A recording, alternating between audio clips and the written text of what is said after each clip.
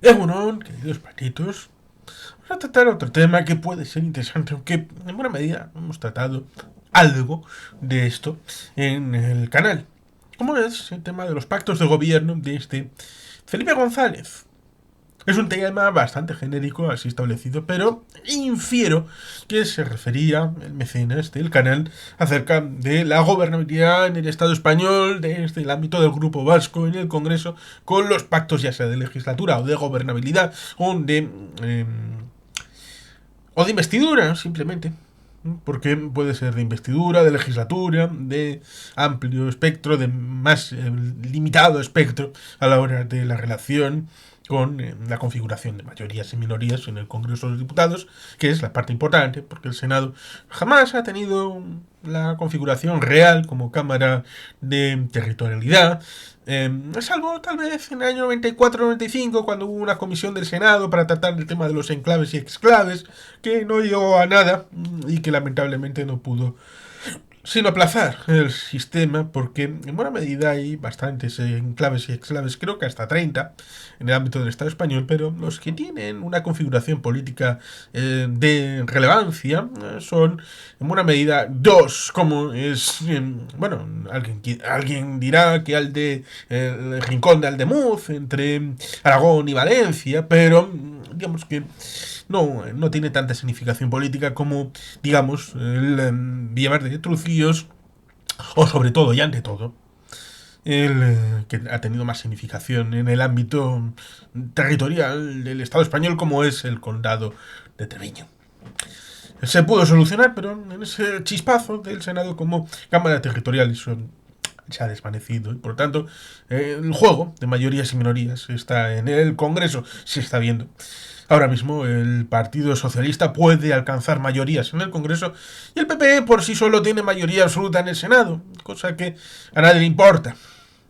A nada ni a nadie le importa. Desde el comienzo, una serie de intentos de el ámbito vasco de tratar de tener presencia. Juan de Juraguerra dijo que los vascos teníamos que estar allí donde se tomen decisiones sobre el futuro de los vascos, aunque fuera un congreso de bomberos. Evidentemente, un congreso de los diputados tiene, en principio, un nivel de necesidad de participación mayor que un congreso de bomberos, por lo menos a priori. Y desde el primer momento en el que Felipe González llega a tener una mayoría de 202 diputados, aunque, bueno, creo que tenía mayoría absoluta por sí, sin el PSC. En aquellos primeros momentos, hasta el año 82, hubo un grupo vasco en el Congreso del Partido Socialista, cosa que luego eliminaron. Y también había un grupo catalán en el Congreso de catalanes socialistas. Eran tres grupos los que configuraban el ámbito del PSOE en el Congreso de los Diputados, cosa que luego laminaron y convirtieron en una unicidad. Con esos 202, en 1986 seguía siendo una mayoría absoluta de 187 diputados, y luego en 1989 baja a 175, pero con el importante elemento que es que como Eri Batasuna solamente acudía al Congreso de los Diputados para recoger las prebendas de los diputados, pero luego no acudían a las sesiones, es decir, cogían el pase de taxi, cogían el tema del transporte, cogían alguna serie de derechos que adquirían los diputados, como por ejemplo la propia credencial, que les servía para cuando hacían manifestaciones de decir, señores policía, usted cállese porque aquí ya está un diputado de España. Ah, bueno, pues, hala. Tranquilidad, a este no le peguen. A todos los demás sí. Bueno, pues ahí estaba. Para eso, sí, iban al Congreso de Diputados. Como el Batasuna tenía algún que otro diputado, cierto es que el tema del intento de asesinato de Snaola y del asesinato efectivo de Josu Muguruza, precisamente en el año 89, justo antes del tema de la del inicio de la legislatura, es algo que hay que reseñar, eso sin duda alguna. El postrer intento de desestabilizar por parte de los herederos de los Gal, si no bien pudieran ser los Gal mismos degenerados como le pasó al Grapo. Eso es otra historia. Pero lo cierto es que con esos escaños que no habían ido nunca, es decir, no es una novedad por el sufrimiento, por el tema del asesinato de Josu Muguruza, no. Tenían esa costumbre de no ir. Con lo cual, la mayoría absoluta efectiva bajaba. Por tanto, con esos 175 escaños sobre 350, el Partido Socialista todavía seguía teniendo esa mayoría absoluta en las votaciones efectivas en el día a día en el Congreso de los Diputados, pero en 1993 bajará de esa mayoría absoluta y por tanto el juego empezará. El juego de mayorías y minorías en el Congreso de los Diputados requería a otro jugador, por lo menos uno. ¿Quién iba a ser? Izquierda Unida, que estaba configurada desde el año 86 como contrapodera y el PSOE diciéndole que no eran políticas de izquierdas las que hacía. Con un Felipe González que desde el año 82 llevaba haciendo políticas en una dirección concreta, sea buena, mala, regular, de izquierdas, de derechas, medio pensionista, la que fuera. Pero tenía una línea coherente de tratar de ir en un sentido. La Izquierda Unida era crítica desde el punto de vista de su ala izquierda a la hora de decir que eso no era lo que España necesitaba. Y por tanto, Izquierda Unida tenía la posibilidad real, como había sido el Partido Comunista de España en el año 77, de vehiculizar la aspiración que luego se confirmará en el año 79 en las primeras elecciones municipales después de la dictadura, en acuerdos municipales entre el PSOE y el PC, en donde fue posible amarrar una mayoría alternativa a UCD. Evidentemente los tiempos habían cambiado y las políticas a nivel general del Estado hacían que Izquierda Unida empezara a tener una distancia importante respecto a su hermano mayor de las izquierdas y tratar de hacer el sorpaso, cosa que intentó ya en el año 94, 95, 96, 97. La llamada pinza en el ámbito de Anguita con Aznar. Ahí tenemos esa situación y por tanto las construcciones de mayorías irían por el otro lado, en el 93, pero también en el 96. Desde el 93 al 2000 habría ese intento de construir mayorías en el Congreso de los Diputados con Convergencia y Unió y con el Partido Nacionalista Vasco. Con diferente resultado, porque Convergencia y Unión, que había tenido la idea de no tener policía que diera hostias porque es malo para las relaciones públicas, que no quería tener inspectores de Hacienda porque recaudar los impuestos propios como hacía el concierto era no solamente una antigualla, sino que era muy costoso a la hora de la imagen pública, pues no quisieron eso ni uno ni otro. Luego, en el año 93, 94, 95, empezaron a reclamar no solamente la cuestión de tráfico, sino el despliegue de los Mossos. Incluso en alguno de los territorios, me dijo mi amigo Xavier Grandío, que cuando Pujol deja la Generalitat en 2003, estamos hablando de diciembre de 2003, enero de 2004, todavía hay territorios en Cataluña donde los Mossos están culminando el despliegue. Estamos hablando de comienzos del siglo XXI, cuando la Ertzaintza hizo el despliegue en los años 80. Esto es importante. Y por el otro lado, el tema de los impuestos, de los dineros, del concepto económico y lo que llaman ellos el pacto fiscal, que lo rechazaron en verano del año 80, está dicho por Pedro Luis Uriarte Santamarina. Y por tanto, ahí tenemos diferentes puntos de vista, porque pensaron que no era bueno recaudar los impuestos porque era bueno ir a Madrid y negociar el tema de las transferencias de divisas, por decirlo de alguna manera, las modificaciones de crédito de un ámbito municipal a través de decretos de alcaldía, pues algo jugar así con el gobierno de turno en Madrid. Y por tanto eso se veía como, un grupo catalán importante en Madrid será condicionante de esas políticas y por tanto podrán ejercer la suficiente presión sobre el gobierno de turno a la hora de... que es algo que pudieron hacer en buena medida en el año 77, 79, en la perspectiva de que la UCD tenía una mayoría no suficiente, pero con el gobierno de UCD podía maniobrar, ya sea con unos con otros, en la geometría variable, que se diría ahora, referido a tratar de alcanzar mayorías, ¿no? Es algo que pudieron tener en mente a la hora de ejercer ese papel, pero lo coyuntural no debe de olvidar lo estratégico. Lo estratégico para el nacionalismo vasco era que lo importante se jugaba en Euskadi, y cuanta menos capacidad de decisión hubiera en Madrid, era mejor para los vascos, y por eso se potenció el nivel municipal con la tutela efectiva del nivel foral, las juntas generales, la diputación y el ámbito nacional vasco a través del parlamento, gobierno vasco, el cumplimiento del estatuto, sea como sea, incluso si había que hacerlo de manera conjugada con el ámbito de la actuación parlamentaria en Madrid, debido a que había una modificación de un gobierno, ya sea vasco o en el Congreso de Diputados, y tal, y un acuerdo para en el año 87 que incorporara una posibilidad de transferir alguna competencia en ámbito vasco, sobre todo con la dificultad que supone referido al cálculo del cupo que tiene que detraerse del pago anual para el tema de la liquidación del cupo, que luego está en el ámbito quinquenal, de la liquidación cada 5 años, lo cual evidentemente tiene su complejidad y su dificultad. Pero evidentemente eso significa algo que evidentemente también Juan de Ajuraguerra lo tenía bastante claro. Cuando se va a Madrid, luego se vuelve a Euskadi. Se va, pero se vuelve.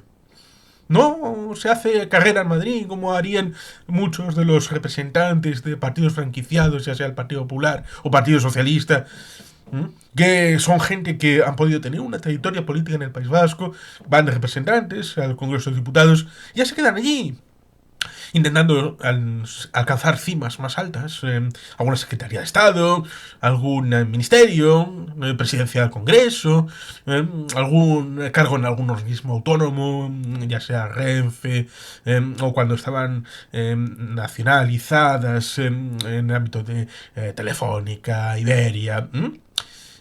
También en otros ámbitos, ya sea la Comisión Nacional del Mercado de Valores, todos estos elementos, el Consejo General del Poder Judicial, el Consejo de Estado, hacer una carrera en Madrid hasta el punto de no volver ya nunca más al País Vasco.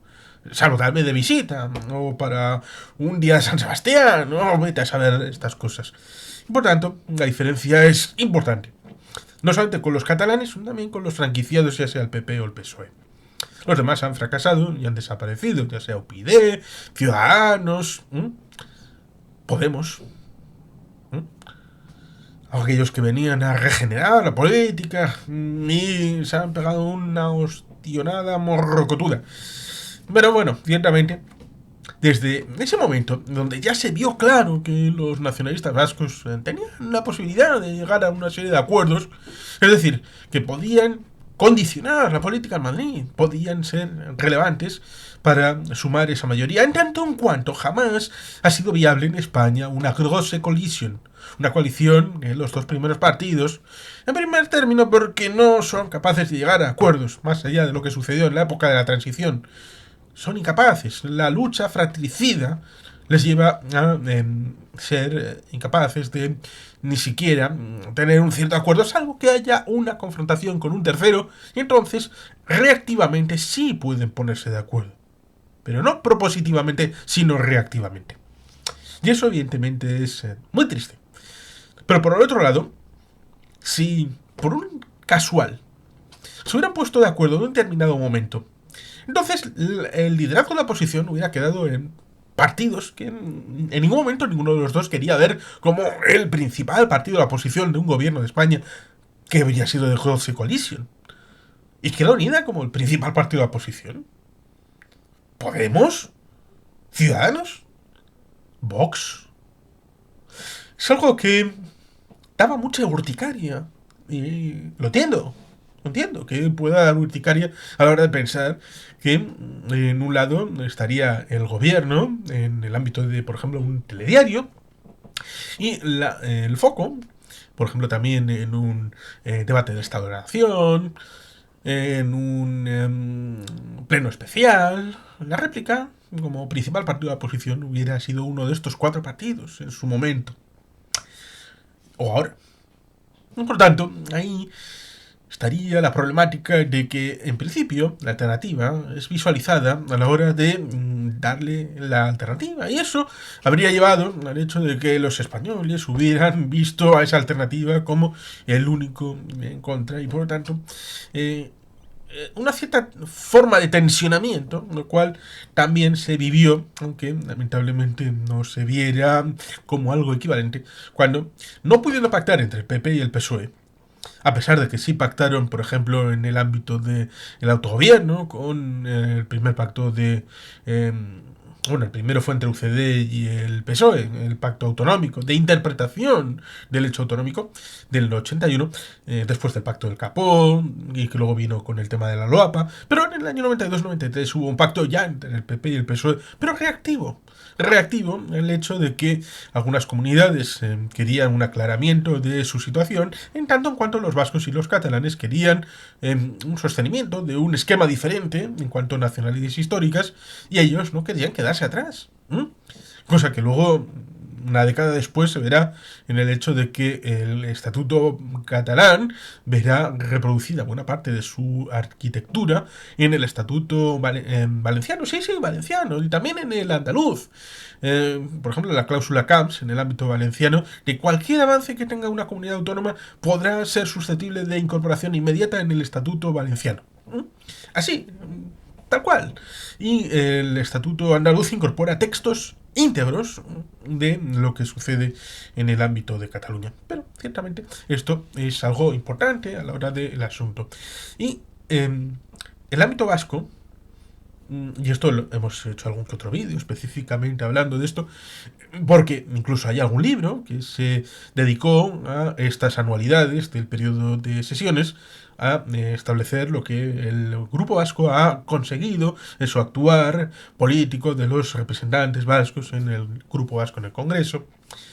Evidentemente, del año 93 al 96, a través del Partido Socialista, por ejemplo, a través de una configuración de una comisión de investigación, y teniendo la presidencia del Partido Nacionalista Vasco, se incorporó el tema de la competencia de aguas, cosa que era muy importante, porque evidentemente el tema de aguas ahora se está viendo, con la dificultad de su uso, y en algunas zonas del estado se está restringiendo este uso porque tienen falta de capacitación y de aguas para el uso civil y por tanto es un elemento importante. El tema de investidura de José María Aznar, que podría hablar bastante porque tenemos un vídeo específico de 1:30 aproximadamente acerca de lo que supuso esa investidura para el Partido Nacionalista Vasco y todo el tracto de cómo se ejecutó.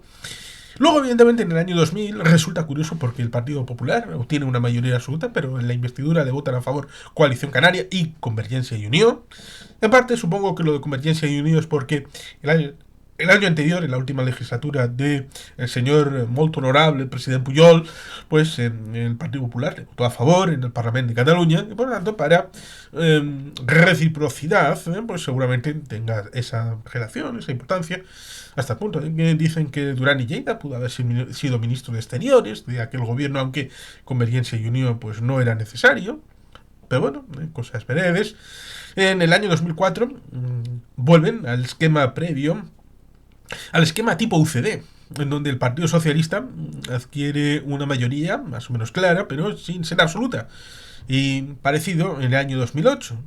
Lo cual nos lleva al 2010 con esa situación de crisis, esa crisis que no se especificó en el año 2008, a pesar de que el señor Pizarro, como el candidato económico, que se batió el cobre con el señor Solbes, en aquel debate que fue mano a mano, en donde lo que iba a pasar fue avanzado por el señor Pizarro. El señor Solbes hizo de Zapatero a la hora de negar la crisis y negar cualquier situación, lo cual resulta curioso porque luego el señor Rajoy en 2011 hará como que no sabía nada de lo que estaba en el Estado, para cambiar completamente su política económica del programa que presentó en esas elecciones de finales del 2011, lo cual es alucinante. Pero, evidentemente, tenemos esa situación de 2004, 2008, en donde en 2010 el Partido Socialista se ve solo, completamente solo. Y en mayo de 2010, a pesar de que el año anterior han desalojado al PNV de Ajuria Enea, el Partido Nacionalista Vasco, evidentemente, con una negociación política, con contrapartidas, pero llega a un acuerdo para la estabilidad y el no rescate del Estado español por las instituciones de la Troika.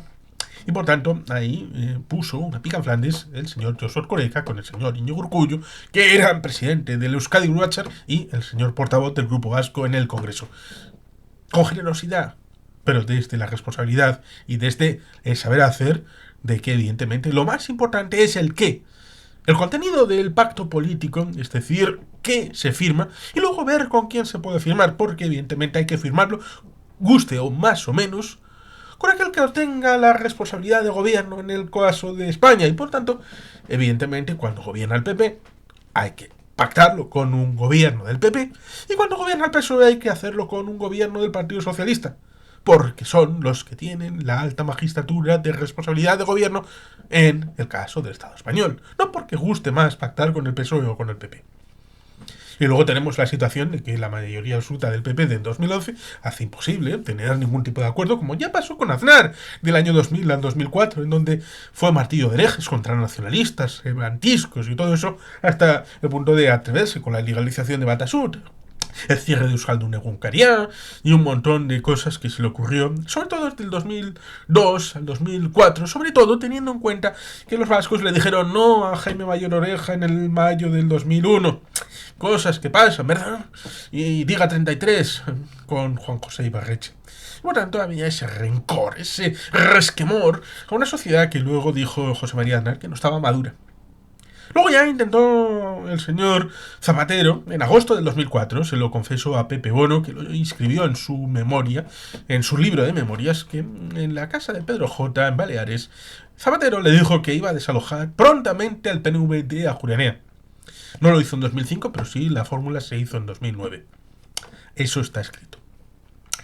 Y evidentemente, cuando el Partido Popular, que era evidente que en algún momento lo iba a pasar mal, pierde la mayoría absoluta en 2015, con esa repetición de elecciones, que es culpa de Podemos, que cree que puede hacer el sorpaso al PSOE. Lo que pasará luego en 2019, cuando Ciudadanos cree que pueda dar el sorpaso al PP. Por eso se repiten las elecciones. Porque unos piensan, en primer lugar Podemos y luego Ciudadanos, piensan que pueden dar el sorpaso y destrozar a su competidor natural en el ámbito de su territorio político-electoral. En ese tránsito de 2016 a 2018, el Partido Nacionalista Vasco vuelve a poder ser decisivo en Madrid, haciendo esos pactos en 2017 con las energías electrointensivas, las industrias que utilizan este tipo de energías, y por tanto rebajarles la tarifa eléctrica, llegar a un acuerdo con el tema de las pensiones, el primer acuerdo de pensiones referido a las viudas para subirlo del 52 al 60% de cotización, de recepción de ese salario, cambiar el tema del 0,25% por agregarlo por el tema del IPC, son unos acuerdos importantes por el tema de pensiones que lo logró el PNV, no logró Podemos, no lo logró Ciudadanos, no logró el señor Aitor Esteban con Antonio Ortúzar en la Moncloa, arrancándoselo como si fuera un doctor de odontología al señor Montoro y al señor Rajoy. Y, por supuesto, los acuerdos presupuestarios de 2017, 2018, pero con contrapartidas. Por ejemplo, la más habitual suele ser el tema del acuerdo quinquenal de cupo para favorecerlo. En este momento tenemos un acuerdo quinquenal de cupo vigente del año 22 al año 26. Luego habrá que renovarlo para el 27 al 31, porque el sistema de concierto y cupo requiere la liquidación del periodo, porque evidentemente uno puede hacer una previsión, pero luego puede haber unos ajustes finos referidos al caso concreto. Por ejemplo, cuando se hizo la transferencia de la política activa de empleo, a través de la refiguración del tema del ANVIDE, evidentemente ese coste es transferido del ámbito del presupuesto general del Estado al ámbito del presupuesto vasco y evidentemente modifica el tema del cupo, como sucederá con esos 92,7 millones de cálculo referido al cupo por el tema del transporte por ferrocarril, sobre todo con el tema de las líneas de cercanías. Y evidentemente esto tiene su impacto porque la liquidación del cupo se modifica. Por eso es tan difícil para el País Vasco el tema de acceder al tema de la transferencia, aunque estén tasadas ya en el Estatuto de Autonomía, ya en el año 1979. Estas políticas de hacer práctico con el tema de las políticas no transferidas, que evidentemente tienen impacto en el presupuesto, lleva a esa política tan importante de la anualidad, del tema del presupuesto anual en el Congreso de los Diputados, para tratar de todas esas políticas que tengan conceptualización presupuestaria. Y en eso está el Grupo Vasco, sobre todo cuando hay un gobierno en minoría, es más posible para la negociación con el tema del presupuesto. Tratar de las líneas de fondo, de tratar de cerrar de una vez el ámbito competencial del estatuto, cosa que en este momento parece que está encauzado en principio, para que en esta legislatura se culmine ya definitivamente. Y otras circunstancias que tienen que ver con otras materias que, por ejemplo, aquellas que siempre van a estar, en principio, salvo cambio del marco jurídico político que podría darse, a la hora de esas competencias exclusivas del Estado, referido a competencias de política exterior, defensa, la jefatura del Estado, por ejemplo, que evidentemente tienen importancia a la hora de influir desde el Congreso de los Diputados al gobierno para ejercer una formulación más aproximada a lo que desde el Partido Nacionalista Vasco se quiere hacer. Y por tanto, de todas estas circunstancias, el resumen vendría a ser el que he comentado y en otros vídeos se ha dicho con más detalle. Primero, con la situación que haya, porque evidentemente desde el País Vasco se nombran, se eligen 23-24 escaños, que no dan para ningún tipo de mayorías per se, pero sí pueden jugar, sobre todo esos 6 escaños del Partido Nacionalista Vasco.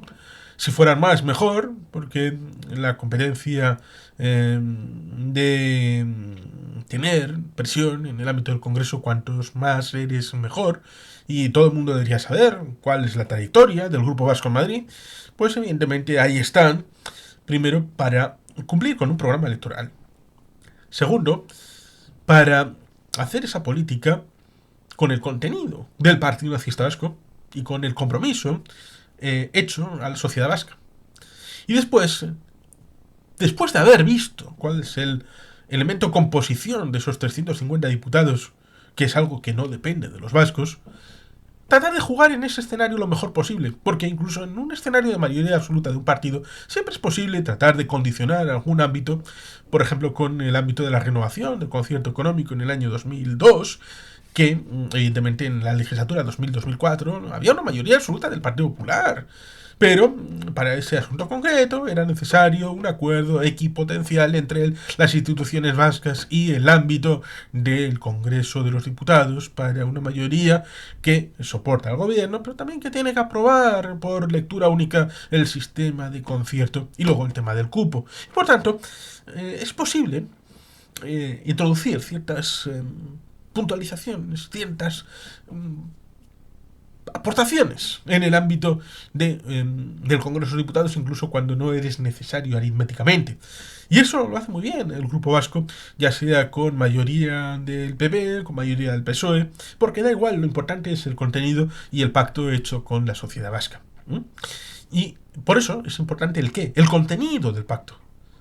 ¿Qué es lo que se quiere hacer que sea bueno, que sea ajustado a derecho y que sea ajustado con las necesidades del pueblo vasco en ese momento? Y después, bueno, pues si hay que negociar con unos o con otros, se hace. Eso sí, en lo último que se ha visto, cuando la investidura fallida de Feijóo y la investidura aceptada por lo aritmético del señor Sánchez, la oferta que le hace Feijóo, la última, y lo ha dicho hace no mucho el señor Aitor Esteban en el diario.es, era aceptable, él la habría firmado, pero estaba Vox de por medio. Es un factor distorsionante porque Vox quiere la eliminación del autogobierno vasco, de la foralidad, del euskera y quiere la destrucción e ilegalización del Partido Nacionalista Vasco. Y por tanto un acuerdo con el PP que implique la existencia de Vox en ese acuerdo es inviable. Aitor Esteban, y yo con él, tal vez lo habríamos firmado, pero estaba Vox. Y por tanto, es un factor que elimina cualquier posibilidad de acuerdo con un PP que no tenía 170 escaños, tenía 137.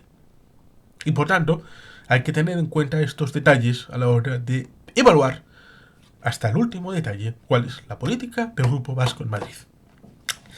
Y sin más, queridos patitos, es que ricasco, agur bero bat. Beti gelpean.